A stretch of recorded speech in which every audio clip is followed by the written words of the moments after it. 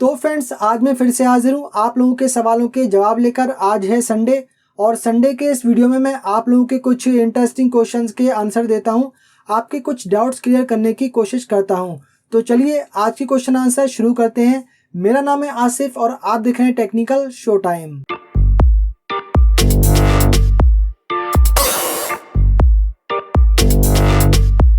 तो पहला क्वेश्चन लेते हैं शांतनु मंडल जी का। ये लिखते हैं कि I purchased long back ago one manual projection screen with stand.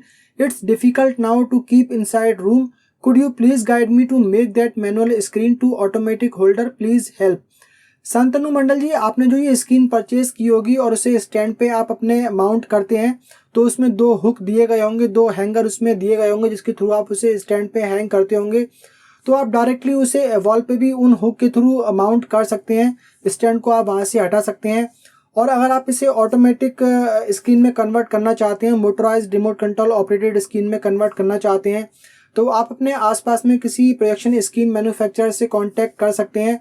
तो सिर्फ उसकी जो केसिंग आती है, जो रिमोट कंट्रोल और मोटर वगैरह आती है, वो आप उनसे न्यू परचेज कर सकते हैं और जो फैब्रिक है वो अपनी ओल्ड स्क्रीन की उसमें लगवा सकते हैं। दूसरा ऑप्शन है कि अगर आप मोटर वाली ना चाहें, थोड़ी सी महंगी पड़ती है मोटर वाली, तो मैनुअल पुल डाउन स्क्रीन वाली आप उनसे केसिंग ले सकते हैं, वो थोड़ी सस्ते में आपको मिल जाएगी।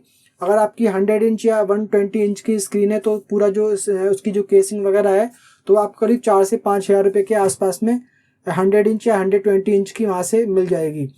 तो मोटराइज्ड भी आप ले सकते हैं और मैनुअल पुल डाउन भी आप ले सकते हैं। पुल डाउन इस तरीके से आप करेंगे और वहाँ पर नीचे लाकर उसको छोड़ देंगे तो वो वहीं पर लॉक हो जाती है। अगला यहाँ पे क्वेश्चन लेते हैं प्रताप जी का। ये लिखते हैं कि sir, I want to buy Maharaja white line rainbow grey 65 litre desert cooler from Flipkart, price 7299, but in offer I get in 6569 rupees. Should I prefer 2 year extended warranty at the rate 599 rupees. Pratap ji, मुझे नहीं लगता कि cooler के लिए आपको extended warranty purchase करना चाहिए, क्योंकि कूलर इतनी जल्दी इजीली ख़राब नहीं होते हैं। तो अननेसेसरी आपके 600 रुपीज़ यहाँ पर ख़राब जाएंगे। वैसे आप चाहें तो सेफ्टी के लिए ले सकते हैं, लेकिन अक्सर देखा जाता है कि आप एक्स्ट्रा वारंटी तो परचेज़ कर लेंगे, लेकिन वारंटी क्लेम के टाइम पे वो सैकड़ों तरीके के वहाँ पर एक्सक्यूज़ बता देते हैं और प्रॉपर सर्विस नहीं मिल पाती है। तो अननेसेसरी जो है वो अपने 600 रुपीज़ आप इसके लिए खर्च ना करें। अगला यहाँ पे क्वेश्चन लेते हैं सॉय मैथ्यू जी का। ये लिखते हैं कि sir, I am about two by this TV 55 inch from Amazon eight the rate 69,999, but here they news that it is only having 100 hertz refresh rate and have only 2 GB of RAM and some other differences from their specs. The guy installed a software named AIDA64 from Play Store. So please give us a perfect answer as you are the right person to explain that. Thanks for your videos. सॉय Matthew ji, आपका बहुत बहुत शुक्रिया कि आपने मुझे इस काबिल समझा कि मैं आपके क्वेश्चन का सही आंसर दे पाऊँ। देखिए, जो AIDA64 ऐप है तो वो टीवी के लिए नहीं बनी है, एंड्रॉयड डिवाइस के लिए बनी है, लेकिन एंड्रॉयड टीवी के लिए वो परफेक्टली वर्क नहीं करती है। किसी मोबाइल वगैरह में आप इंस्टॉल करेंगे तो वहाँ पे वो करेक्ट इन्फॉर्मेशन प्रोवाइड करा देती है, लेकिन किसी LED टीवी में आप इंस्टॉल करती हैं तो वहाँ पे करेक्ट इन्फॉर्मेशन वो नहीं दे पाती है। अगर एक 4K टीवी में आप उसे इंस्टॉल करते हैं और वहाँ पर 4 GB की रैम दी गई है तो वो 3 GB या 2 GB की रैम दिखाती है, और जो रेजोल्यूशन है, डिस्प्ले जो रेजोल्यूशन है वो वहाँ पर फुल HD का दिखाएगी। अगर आप किसी एक ऐसे टीवी में इंस्टॉल करते हैं जो कि फुल HD टीवी है तो उसका जो रेजोल्यूशन है वो वहाँ पर 1280x720p का दिखाती है, यानी कि HD वाला दिखाती है। तो वो जो एक्चुअल में टीवी की इंफॉर्मेशन होती है तो वो काफ़ी कम करके दिखाती है। तो एक सब्सक्राइबर थे तो उन्होंने एक थॉमसन का टीवी परचेज किया था, थॉमसन ओथ प्रो के नाम से एक टीवी उन्होंने परचेज किया था। उसमें AIDA64 ऐप इंस्टॉल की, 4K टीवी था। तो वहाँ पर जो रेजोल्यूशन है वो फुल HD का दिखा रहे थे। तो मैं जाकर उनका टीवी चेक करके आया, वो बेसिकली 4K टीवी था।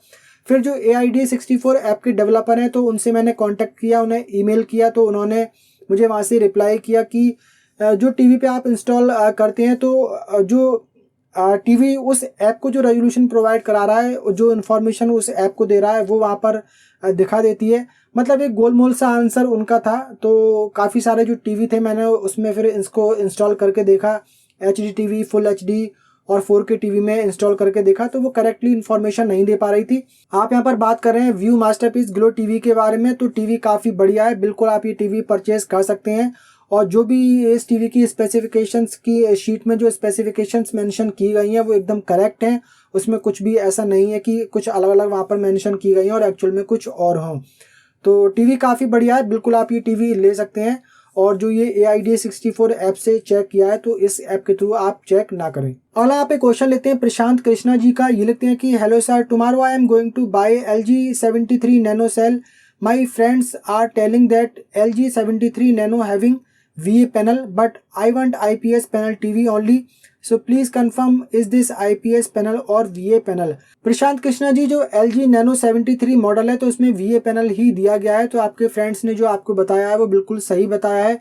अगर आपको IPS पैनल वाला टीवी परचेज करना है तो आप ये टीवी परचेज ना करें, और थोड़े टाइम, एक आध महीना आप और वेट कर लें। LG के 2022 के टीवी आने वाले हैं, आना शुरू हो चुके हैं, कुछ एक मॉडल आ गए हैं, कुछ आने वाले हैं। तो हो सकता है कि उन टीवी में IPS पैनल देखने को मिल जाए। तो फिलहाल आप ये टीवी परचेज ना करें अगर आपको IPS पैनल वाला टीवी चाहिए तो। अगला यहाँ पे क्वेश्चन लेते हैं दिनेश कुमार पलराज नादर जी का। ये लिखते हैं कि sir, Onida 43 UC Google certified TV पर 2 हॉरिजॉन्टल लाइंस हैं, इसको कैसे सही करना है। दिनेश कुमार पलराज नादर जी, LED टीवी में जो वर्टिकल लाइंस या फिर हॉरिजॉन्टल लाइंस की प्रॉब्लम आती है तो 2 रीजन से आती है। एक तो पैनल का जो टीकॉन बोर्ड होता है, जो सर्किट बोर्ड होता है, उसमें कोई खराबी आ रही हो, कुछ उसमें कैपेसिटर वगैरह खराब हो गए हो, उसकी प्रॉपर सप्लाई वहाँ पर ना मिल पा रही हो, तो भी वहाँ पर हॉरिजॉन्टल या वर्टिकल लाइंस आ जाती हैं।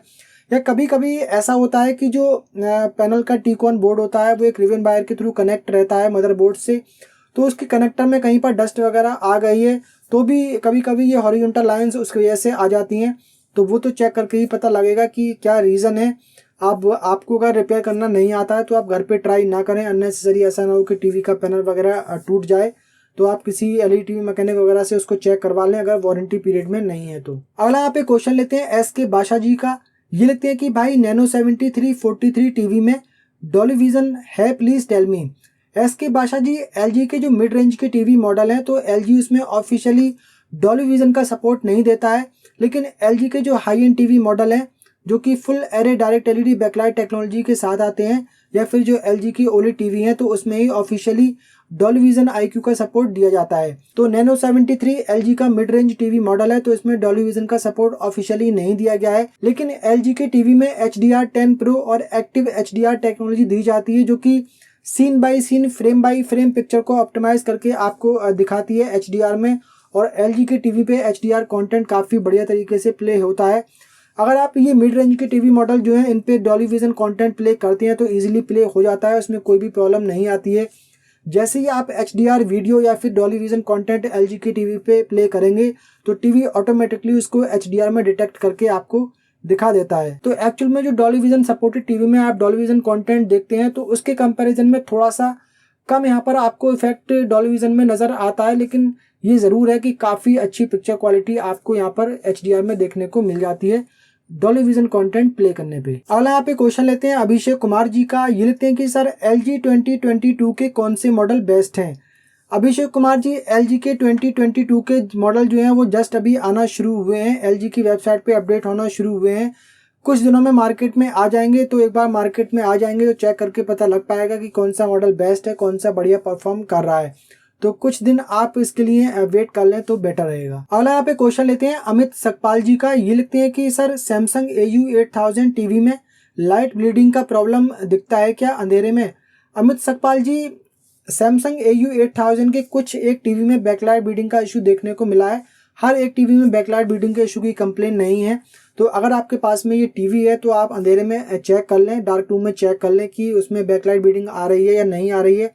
अगर आप ये टीवी परचेज करना चाहते हैं उस केस में तो कुछ नहीं कर सकते, क्योंकि किसी भी टीवी में ये प्रॉब्लम आ जाती है।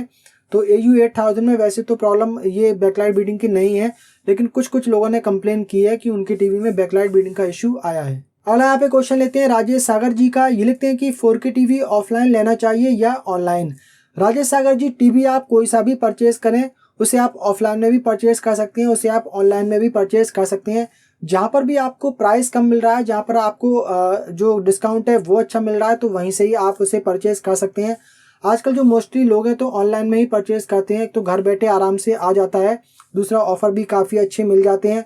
ऑनलाइन परचेज करने का एक फ़ायदा और ये रहता है कि 7-8 दिन के अंदर अगर टीवी में कोई प्रॉब्लम आती है तो आपका ईजिली रिप्लेस हो जाता है, नया टीवी आपको बदल कर मिल जाता है।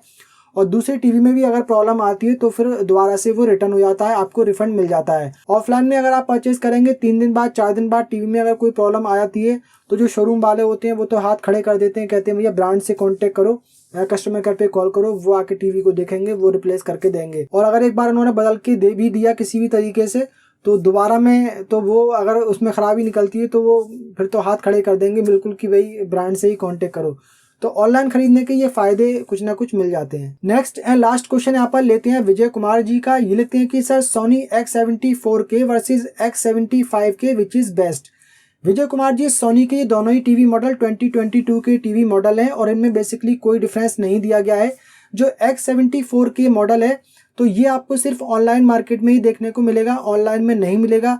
और जो X75K मॉडल है तो ये आपको ऑनलाइन और ऑफलाइन दोनों ही जगह देखने को मिल जाएगा। इनमें बेसिकली सिर्फ एक ही डिफरेंस दिया गया है। सोनी के इन टीवी में एक मोशन फ्लो XR टेक्नोलॉजी दी गई है जो कि मोशन ब्लर को रिड्यूस करती है, जो कि कुछ एक्स्ट्रा फ्रेम इंसर्ट करके आपको ब्लर फ्री पिक्चर दिखाती है। तो जो मोशन फ्लो XR रेट है वो X74 के मॉडल में 100 दिया गया है, जबकि X75 के मॉडल में 200 दिया गया है। तो बहुत ज़्यादा गौर से अगर आप देखेंगे, बहुत ज़्यादा डीपली अगर आप देखेंगे तो थोड़ा बहुत आपको फ़र्क नज़र आएगा मोशन फ्लो में। जो फास्ट सीन होते हैं, जो स्पोर्ट्स के सीन होते हैं, उसमें आपको ये डिफरेंस नज़र आएगा। गेमिंग में थोड़ा सा डिफरेंस आपको नज़र आ सकता है, बाकी बहुत ज़्यादा इसका कोई फ़र्क एक्चुअल में दिखता नहीं है। और इनका जो प्राइस है उनमें थोड़ा डिफरेंस आपको देखने को मिल जाएगा। जो X74 के मॉडल है तो उसका जो 55 इंच का वेरिएंट है वो करीब आपको 69,000 में मिलता है, और जो X75 के मॉडल है तो ये करीब आपको 73,000 रुपीज़ में मिलता है। तो करीब 4,000 रुपये का प्राइस का डिफरेंस दिया गया है। तो आई थिंक 4,000 रुपये आपको बचा लाना चाहिए। X74 के मॉडल आप परचेज कर सकते हैं, ऐसी कोई ख़राब उसकी परफॉर्मेंस नहीं है, काफ़ी बढ़िया परफॉर्म करते हैं। और ये हर साल ही सोनी के इस तरीके के टीवी मॉडल आते हैं, एक ऑनलाइन आता है और एक ऑफलाइन वाला आता है। और X80J, 90J, 90H इस तरीके काफ़ी सारे मॉडल हैं, तो उनमें बस बेसिकली यही मोशन फ्लो XR रेट का ही फ़र्क दिया जाता है। तो फ्रेंड्स, इस वीडियो में फ़िलहाल इतना ही। उम्मीद करता हूँ ये वीडियो आप लोगों को पसंद आया होगा। पसंद आया हो तो वीडियो को लाइक कर दीजिए, शेयर कर दीजिए। अगर आपने पहली बार हमारे चैनल पर विजिट किया है तो चैनल को सब्सक्राइब कर लीजिए, साथ में बेल आइकन को भी प्रेस कर दीजिए। मिलते हैं फ्रेंड किसी अगले वीडियो में, तब तक के लिए बाय बाय।